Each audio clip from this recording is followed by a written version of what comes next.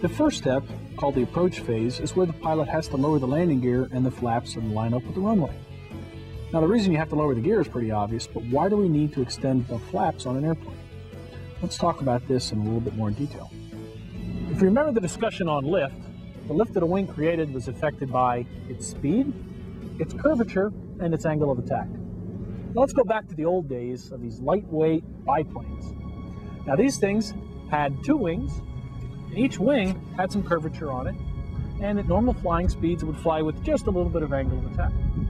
Now to slow down for landing and still have the same amount of lift, the pilot just needed to increase the angle of attack a little bit more, and everything would work out fine. And that was just great for these planes because they were lightweight and they had a lot of wing. And that gave them a slow stall speed. We discussed that whole stall speed back in session 3. Since those days, single wing designs became a lot more popular and airplanes got a lot heavier. Now those two changes serve to increase the stall speeds of the airplane. Well, higher stall speeds mean higher landing speeds, and that means more dangerous landings and longer runways required. That all started to get kind of out of hand, so engineers had to go back to Newton's laws to find a way to decrease the stall speeds. Now one of the things they can do is increase the curvature of the wing.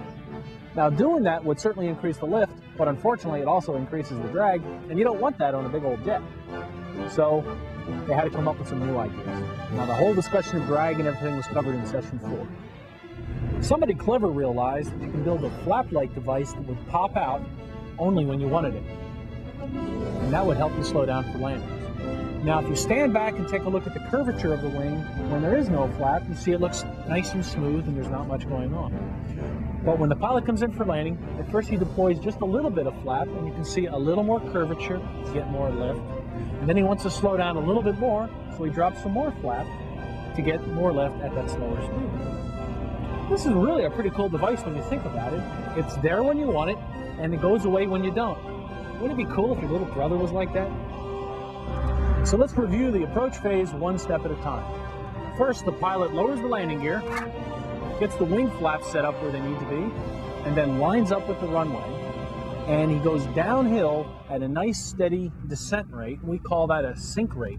And he keeps that going until he's about 50 feet above the ground, and then he's ready for the next phase.